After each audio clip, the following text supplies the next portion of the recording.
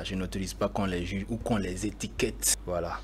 Je pense qu'il y a des filles de bar parce qu'il y a des maquis où des gens vont. Donc le fait de les juger, de les étiqueter, c'est déjà pas bien. Voilà. Et du point de vue social, nous devons savoir qu'est-ce qui a conduit ces filles dans les bars. Il y a des gens qui sont de bonnes familles qui décident d'aller travailler là-bas. Ça, c'est différent. Mais la majorité des filles de bar, quand vous prenez 99% des filles de bar, c'est des filles qui ont quitté les provinces. Qui ont quitté les provinces en disant peut-être qu'est-ce qui les a conduits à quitter les provinces. C'est l'immigration interne, besoin de travail. Et qu'est-ce qui aussi les a conduits à avoir ce besoin de travail? Arrivé à un certain âge, d'autres même parce qu'après la classe de 3e ou le CM2, on n'arrive plus à payer les scolarités. Et ils se retrouvent à Ouagadougou. Et peut-être une première va venir, elle a un boulot, elle va dire, ah, si tu veux venir à Ouaga, je vais te faire venir, tu vas avoir un boulot. Voilà. Et ils vont venir, et c'est dans ça ils vont tomber d'abord. Parce que c'est la personne qui les font venir, ou même il y a d'autres même à Ouaga qui vont les chercher là-bas pour ici. Ils disent qu'ils vont donner du travail à vos enfants, mais c'est pour les amener venir servir dans les maquis, dans les bars. Et maintenant, nous, en les voyant directement, nous ne devons pas les juger. C'est ça. Voilà. Elles ne sont pas venues faire le trottoir. Ce sont nos soeurs, ce sont peut-être nos filles. Donc, il y a un minimum de respect. Tu demandes d'où est-ce que tu viens, il se trouve même qu'il vient de ton village. Il est de ton ethnie. Mais qu'est-ce qui a prévalu à ça? Parce que quand les enfants quittaient les villages, ils devaient atterrir dans des familles d'accueil d'un un oncle, une tante.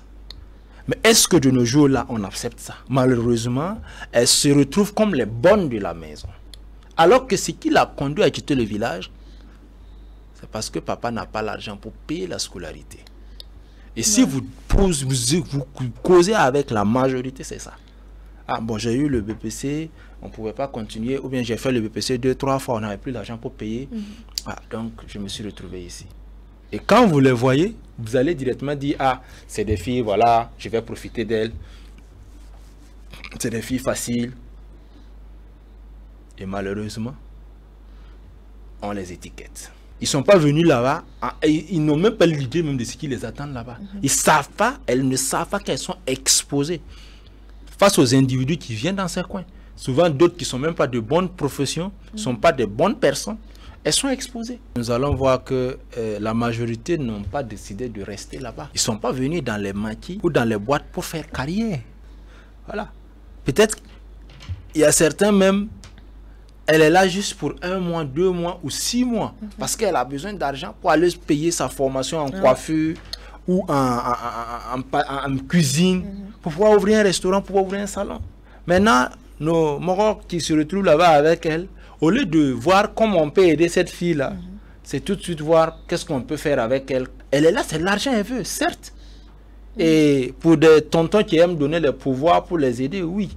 De façon délibérée, parce qu'ils les voient comme des filles. Dieu merci. Mais malheureusement, d'autres déjà, quand elle est assise, je te dépose le soir à ta descente, voilà, je t'amène ici, tout simplement pour profiter d'elle. Et souvent, c'est des enfants innocents, ils vont aller la dévierger, et après, c'est tous les 1000 problèmes. Et après, elle se retrouve malade, tout en sachant, ils ne sachant même pas le mal que tu fais à cette fille, parce qu'elle s'est retrouvée ici, elle n'a pas de famille.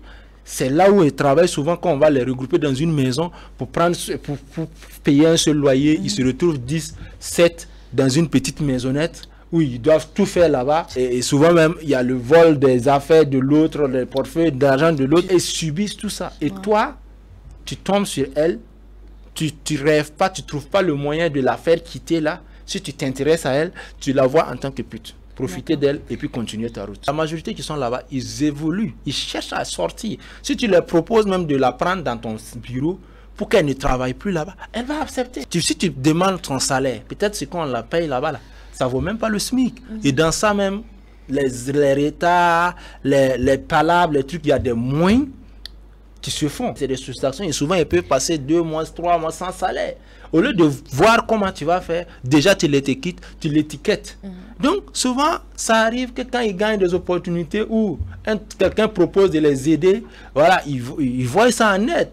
Mais au finish, le monsieur, c'est pas de l'aide, c'est pour profiter d'elle. Moi, je pense que la faute, elle est partagée. Hein. C'est pas seulement que ces filles qui a une part de responsabilité, bien sûr, parce que en arrivant avec sa dignité, on peut refuser d'aller là-bas, même si celui qui t'a fait venir, tu ne savais pas, tu peux refuser d'aller là-bas. Maintenant, on ne s'attaque pas à ces boîtes, à ces trucs, voilà, parce que c'est pas parce qu'elle travaille là-bas qu'elle a une pute. C'est pas un coin de trottoir, c'est l'image que nous faisons de ces gens qui changent. Même il y a des restaurants chics, tu rentres, tu vas voir les serveuses, on choisit des jolies filles, mais ça ne veut pas dire que c'est des putes. Voilà, chaque entreprise a besoin des gens qui sont élégants pour accueillir sa clientèle. Moi, je pense qu'il y a une certaine responsabilité que les propriétaires et les entrepreneurs dans ce domaine-là doivent mettre un peu de sécurité pour protéger. C'est pas parce qu'elle a une position, elle travaille là-bas, mais celui qui a mis ça là, la preuve en est. Est-ce que celui qui a ouvert ce genre de coin-là, il veut que sa fille aille travailler là-bas? S'il avait mis cette instauré une certaine sécurité pour ses filles, c'est une responsabilité, c'est une protection, un règlement de fonctionnement, il va accepter que sa fille. Mais pourquoi il ne va pas accepter que sa fille parte là-bas? Mais ce qu'ils oublient, c'est que leurs filles aussi vont ailleurs. Vous avez décidé de faire de ça un business pour faire de l'argent. Mettez l'environnement qu'il faut, mettez les éléments qu'il faut pour assurer la stabilité, la sécurité de vos employés. Et aussi que si parmi, je sais qu'il y a des coins où si la fille là, elle te sert et qu'il y a des comportements, elle-même elle a des problèmes. Voilà. Et c'est vraiment, c'est un peu ça que les responsables puissent revoir. Quoi qu'on dise, c'est eux, ils gagnent de l'argent dans ça. Voilà. Les gens viennent dépenser, c'est eux, ils gagnent de l'argent dans ça. Donc, ils sont responsables de ce qui se passe. Donc, c'est à eux de recadrer, voir avec leur manager, voir avec leur gérant, comment ils organisent la sécurité, ils organisent le règlement et aussi souvent voir pour l'habillement de leurs filles, voilà, pas trop oser, parce que les conséquences vont venir quand elles vont se regrouper en association et décider de contre-attaquer. Et habituellement, même quand elles décident de revendiquer, on les sache. Mais pour qu'on les libère, ils perdent leur emploi. Et souvent même, il faut qu'ils poursuivent après pour avoir leur argent. Maintenant, quand ça arrive dans ces situations-là, comment on fait? S'ils étaient en association, ils allaient pouvoir les attaquer. Donc, s'ils refusent d'arranger leur situation, de revoir leur comportement avec leurs relations avec ces filles-là, et qu'elles se mettent en association, c'est eux qui auront toujours des problèmes. C'est de savoir que les personnes qui sont dans ces situations, c'est pas parce qu'elles veulent. Elles aspirent, comme on parlait de la pyramide de Maslow, à aller à se construire. Elles aspirent aussi à se réaliser. Voyez en ces personnes-là des gens qui se battent comme des entrepreneurs, comme vous aussi qui veulent, après avoir eu votre argent pour vous déstresser, tout ça. Eux aussi sont venus chercher l'argent.